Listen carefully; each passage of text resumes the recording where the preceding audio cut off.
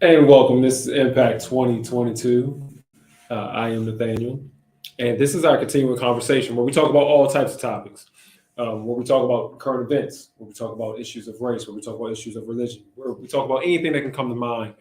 This is our opportunity and our continuing conversation of where we are able to discuss those topics in a safe and mature manner, where people can give their views and their opinions. And so, always we ask that if you have any views, opinions, questions, comments, whatever may come to mind, feel free to type those into the comments section. You can go ahead down there and put in whatever information that you want to put in, and we will address it as it comes up. Again, this is a continual conversation, so this is a two-way street where you give what you have, and we will give what we have from our end as well. For those of you who have been here and joined us before, multiple times, one of the things that we like to talk about is current events. We like to talk about what's going on in our neighborhoods, what's going on in our communities, what's going on around the country. And from time to time, we talk about issues specifically that has come into play when it comes to social justice and social change. And this week, we have two crazy stories that hit right in on there, where we'll again talk about social justice and social change. One of the most frustrating parts about constantly having a conversation about what's going on in the world, especially when it comes to people's treatment, people of color's treatment, is that it seems like the same silly stuff that is happening before is happening again, or is always happening. That there's never a break. There's never a moment of pause. There's never a moment of where you think that their minds would start to click and understand that you should not treat others this way. Especially when we sit back and we look at what happened just a couple of years ago in 2020, where there was supposed to be this big, large racial awakening that was occurring. And you would think that people would then change their habits, think that people would then come to a realization of, hey, maybe we can't treat people so poorly. Maybe we need to sit back and think about how we interact with one another. Yet that never occurs or never happens on a grand scale, on a grandiose scale. And so as we've gone on in the time that we've been here, we've outlined event after event and tragedy after tragedy and racial event after racial event. And it's frustrating because it seems like people just don't get the picture. What's encouraging is that now, because of our technology, our phones, I guess just phones, with our cameras and our photos that we can take live streaming, um, there's been a little bit more of a light shined on some of these horrible situations, but yet they just keep occurring. And so this week, it seems like there is no difference. And so the first one is I highlight a comedian. His name is Curry, um, Mark Curry. For those of you who don't know, he was famous in my younger years. He had a show hanging with Mr. Cooper. He's just a comedian. He's famous, not super famous. So most people who see him probably on a day to day maybe not know him. It's not like he's Kevin Hart or someone like that, where most people would recognize him, and he doesn't have any distinct features in that sense, where people would recognize him. But he's a regular old guy, been famous for a very long time. And so in his particular situation, he was in Colorado at a hotel. And at this particular hotel, he was sitting in the lobby, well, not the lobby, the bar area. I'm just having a drink. And one of the hotel employees came up and asked him whether or not he was a patron at that particular hotel. And then, he was staying at the hotel. So, basically as a person, as a person who is in his arena where he's not trying to say what's the best way to say it. Somebody who's just, I'm not putting up with any mess. Was like, hey, what were you asking me for identification, or you asking me to prove that I'm at this hotel? I don't know you. Who are you? Whatever. And the person proceeded to follow him around the hotel to the point where he went up, the comedian Mark Curry went up to the front desk and told them that they needed to call 911 because this man was following him around and he felt unsafe, harassing him. And then the people at the front desk said a similar thing. One, they said that he was some kind of engineer or something like that at the hotel, and are you, a patron here at the hotel, and all of this other stuff. And fortunately, the phone, because he was live streaming a lot of this, a lot of the interaction, basically complained about the fact that he was being racial profiled, and as the person followed him around the hotel. Well, eventually, the complaint went viral or public, or however you want to call it. And the people who were interacting, the two people, were suspended from their job at the hotel, and the hotel apologized, and all this kind of stuff. But you can see that the situation is still the same. Where there's people in Colorado who feel like, all right, I'm going to harass folk. I'm at a hotel. This is a hotel. This is a hotel that I work at, but I'm going to choose to pick and choose who I'm going to talk to and harass and ask them whether or not, they are a patron here at the hotel. And, I don't know what kind of hotel it was, but I'm assuming most hotels, even if you're not a patron, you can walk in and go to the bar if they have a bar or a lounge area where you can purchase drinks. But it's still that same situation. It may not be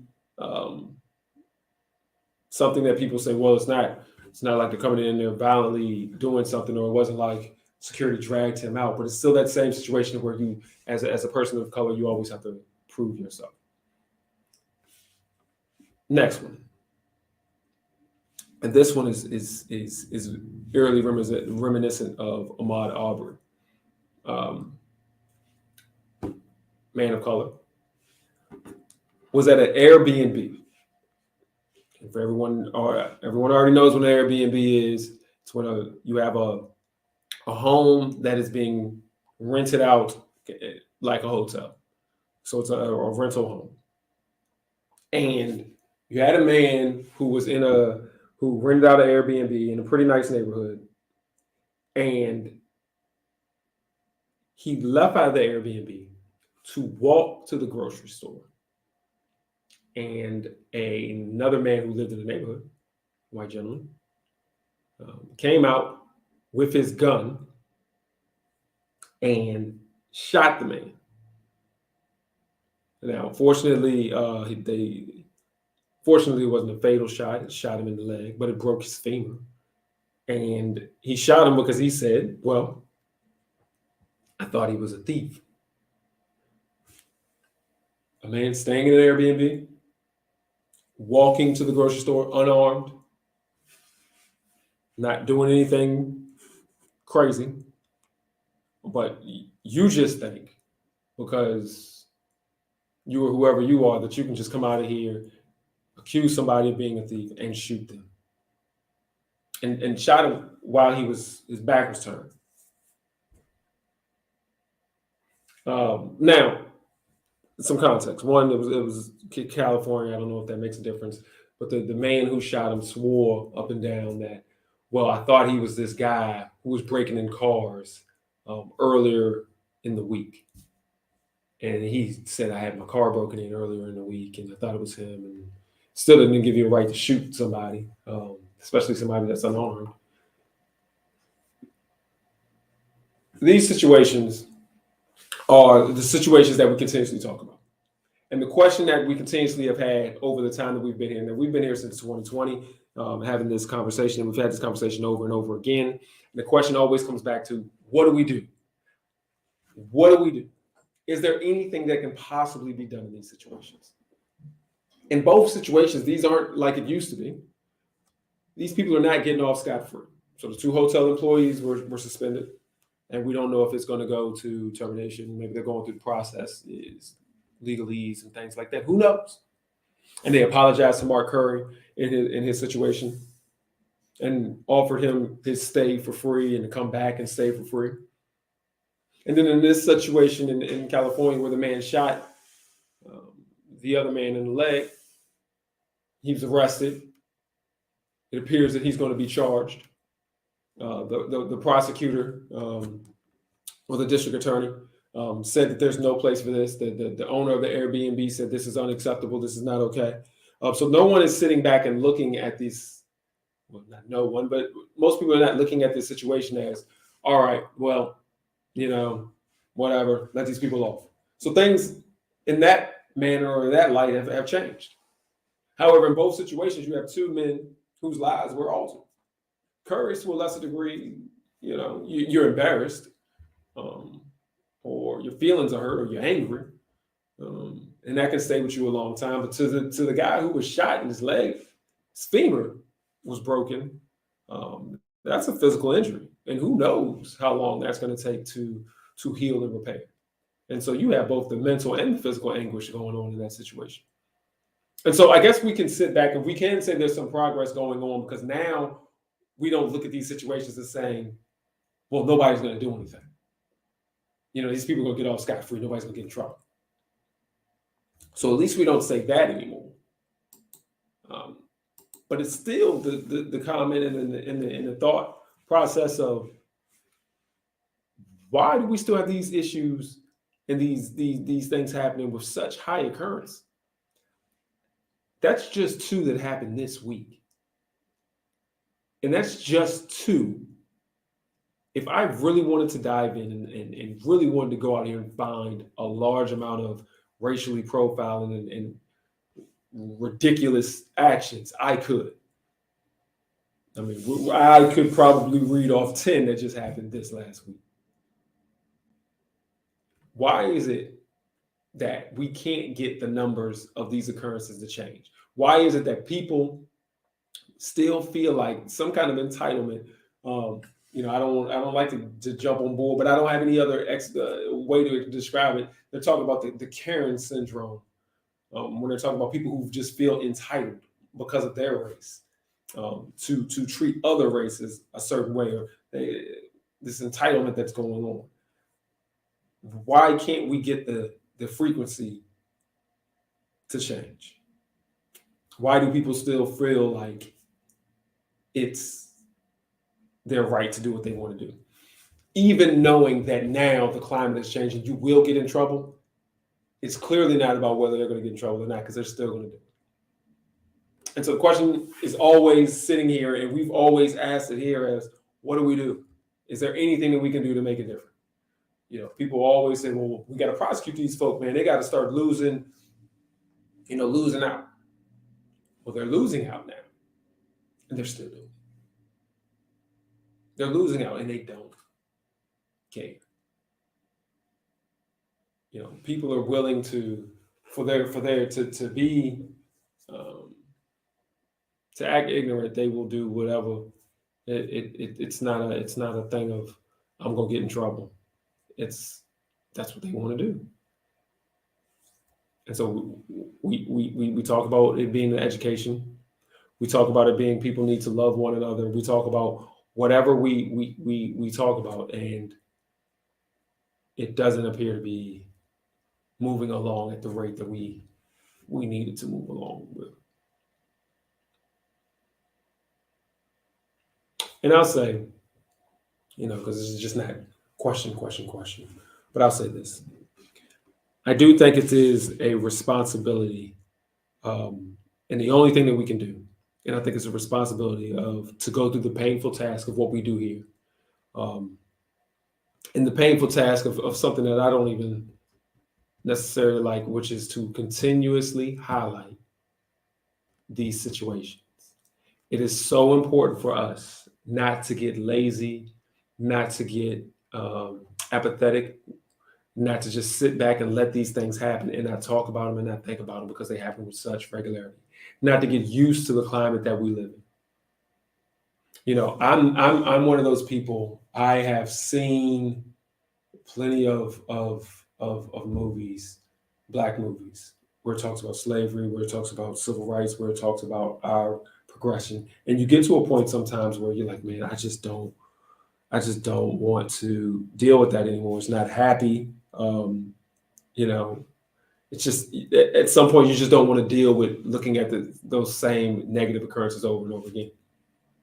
However, it is our job to make sure that those negative occurrences are always fresh in our mind, because we are one step, one moment, one crazy person away from being right back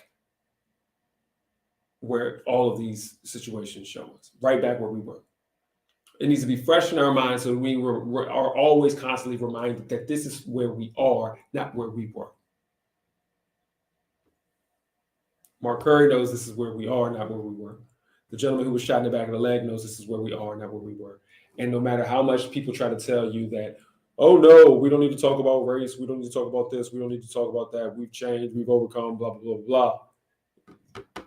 These situations, these occurrences remind us exactly where we are.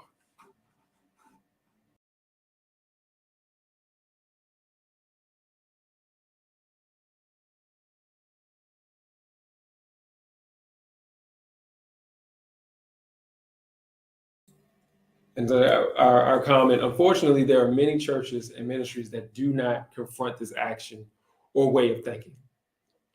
And I think that's one of the things we ignore it. We ignore it. If there's one place that we need to talk and have conversations about what's going on in the world and what's going on in our society, what's going on around, it should be, I think, the church. And I think you're right. There are too many churches and ministries that they're not confronting. And there's a growing responsibility of the church, a growing responsibility to pick up the slack of where you're not being, of where our kids are not being taught things. Our kids are not being reminded of current events or shown current events or shown true history. They're shown just pieces of it. It is a growing responsibility that our churches have to pick that up. One, it should have always been that way as far as I'm concerned in the Black church, but it's a growing responsibility, a growing reminder that you have to pick that up.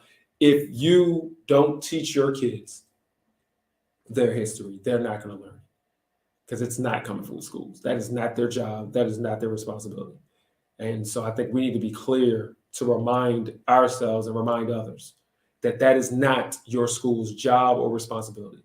And so when I hear people sit back and they talk about, man, they don't teach Black history in the schools, that's not their job.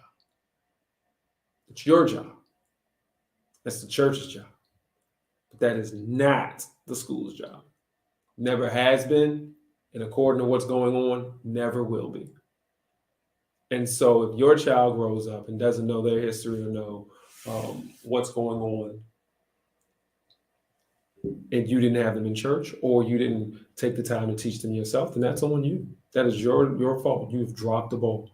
And we all need to realize that that's what it is. Unfortunately, it makes it so that it's more work on us, but that's the work that we need to do. Everybody else does it, you know. And so we have to do it as well. And that's that. So, you know, the conversation today is about those two examples. And the conversation today is about what to do. And I don't think that there is anything to do. People are going to act how people are going to act. But I think our responsibility and our role is to make sure that we continuously highlight what's going on, that we continuously remind ourselves where we are at, that we don't act like somehow things are different, that things are vastly different. Things are different. Let's not take away the credit for all of those who have dedicated and given their lives towards moving us to where we are. And we need to give credit where credit is due for all of the work and the hard work that people have done. Those who before me, those before us, who have put in a lot of work and a lot of effort to get us rights that we've never had before. We have it the best that we've ever had it, in one sense. In another sense, we got to realize that at the same time, a lot of the same mess is still here. And let's remind ourselves, let's not get too comfortable. Let's not get too complacent. Let's not act like this can't happen.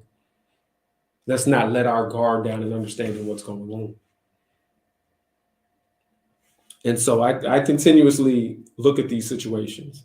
And I know it gets tiresome sometimes because, again, like I said, I'm the one, you know, man, I ain't trying to watch Roots again, or, you know, I'm not trying to go to the Black History Museum again and see that again because, you know, I don't really want to see and experience these feelings and these things again. However, I have a responsibility to do so. I have a responsibility to pass that down to those behind me. I have a responsibility. And so I need to keep reminding myself, don't get too comfortable and get too sweet, because things have not changed that much at the drop of a dime. And people remind you constantly. Mark Curry got reminded when he went to that hotel. This young gentleman walking down the street, getting shot in the back of the leg, got reminded exactly where we are. And so I don't think we need to forget that. And like was said, and that comment was right on it, especially from the church's perspective, from ministry's perspective, where a lot of us are not doing what we're supposed to be doing. And we need to remind ourselves that this is what we are supposed to be doing. We need to have those conversations. I don't care what color your church is or the majority of people in the church is. Those conversations need to be had, because when injustice happens, that conversation needs to be had. All right. Wasn't a long, deep conversation. No guests this week as well. But speaking of that, anytime anybody wants to come on, please feel free. Contact us. Because again, this is a continuing conversation. I appreciate the comments that came in. And as a reminder, always, we are here on Tuesdays, 8 o'clock, same place, Facebook and YouTube. And Thursday at 7 o'clock, we have Bible study here. And Sunday at 10 o'clock, worship service, same here on Facebook and YouTube. Please join us for some insight, especially on Thursdays when we're definitely diving into the Bible. If you or anyone really wants to go in and not just have that surface level understanding, but really dive deep and really understand what you may be reading or looking at, join us on Thursdays for Thursday Thirst. All right. And so again, thank everyone for the comments. We'll be here next week, just like we always are. Same time, same place. All right. Have a good one.